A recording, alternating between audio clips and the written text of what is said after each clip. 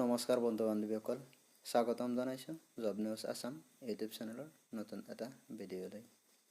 আজি আমি এই ভিডিঅ'ত অসম চৰকাৰৰ অসম পুলিচ বিভাগৰ পৰীক্ষাৰ বাবে আহিবলগীয়া কিছুমান অতি গুৰুত্বপূৰ্ণ প্ৰশ্নৰ উত্তৰ আলোচনা কৰিম।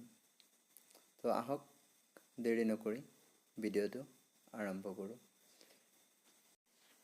প্ৰথম প্ৰশ্ন, নৰ্মদা বচাও আন্দোলন কিমান চনত আৰম্ভ হৈছিল? উত্তৰ 1985 চনত। নৰ্মদা বচাও আন্দোলন 1985 চনত আৰম্ভ হৈছিল। 2 নম্বৰ প্ৰশ্ন, ইউনিচেফ নামৰ সংস্থাটো কিমান চনত গঠন কৰা হৈছিল? উত্তৰ 1946 চনৰ 11 ডিচেম্বৰত। 1946 চনৰ 11 ডিচেম্বৰত ইউনিচেফ নামৰ সংস্থাটো গঠন কৰা হৈছিল। 3 নম্বৰ প্ৰশ্ন, অসমীয়া ভাষাৰ জনপ্ৰিয় বোলছবি বিদুৰ ভাইৰ পৰিচালক কোন আছিল? উত্তৰ সুব্ৰত কাকতি। অসমীয়া ভাষাৰ জনপ্ৰিয় বোলছবি বিদুৰ ভাইৰ পৰিচালক আছিল সুব্ৰত কাকতি। 4 নম্বৰ প্ৰশ্ন, হৰগোবিন্দ খুৰানাক কোনটো বিষয়ত নোবেল বঁটাৰে সন্মানিত কৰা হৈছিল? উত্তৰ পদাৰ্থ বিজ্ঞান। পদাৰ্থ বিজ্ঞান বিষয়ত হৰগোবিন্দ খুৰানাক নোবেল বঁটাৰে সন্মানিত কৰা হৈছিল। 5 নম্বৰ প্ৰশ্ন, বৰ্তমান ভাৰতবৰ্ষৰ ফিলিপছ কোম্পানীৰ মেনেজিং ডাইৰেক্টৰজনৰ নাম কি? উত্তৰ ভাৰত শেষা।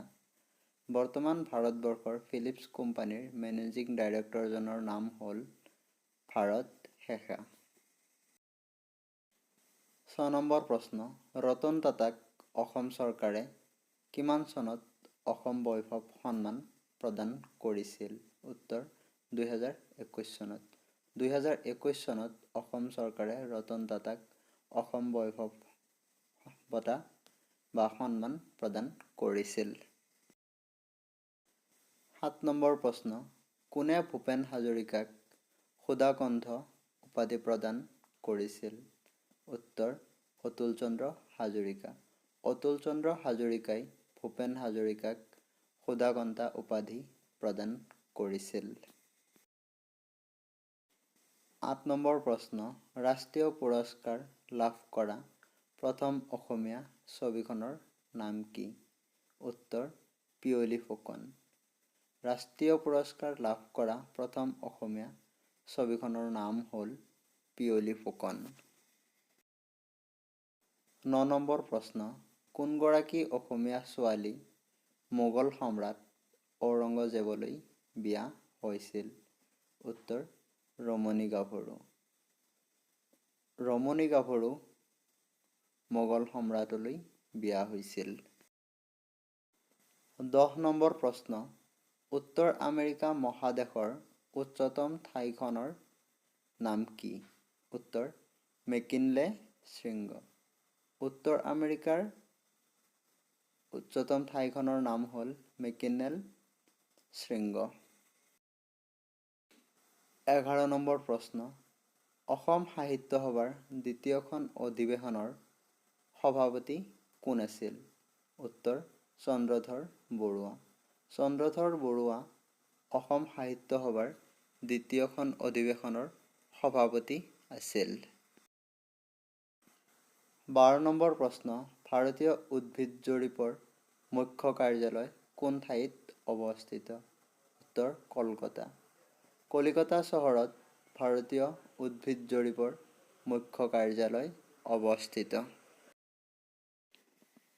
13 নম্বৰ প্ৰশ্ন, কিমান চনত অল আছাম ষ্টুডেণ্ট ইউনিয়ন চমুকৈ আছু গঠন কৰা হৈছিল?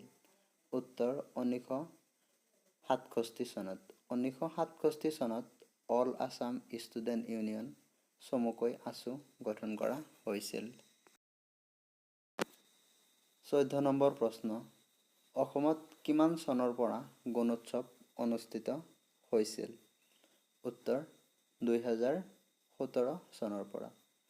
অসমত 2017 চনৰ পৰা গুণোৎসৱ আৰম্ভ হৈছে।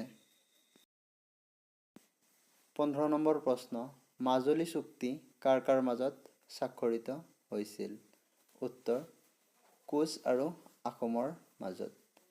কোচ আৰু আহোমসকলৰ মাজত মাজুলী চুক্তি স্বাক্ষৰিত হৈছিল।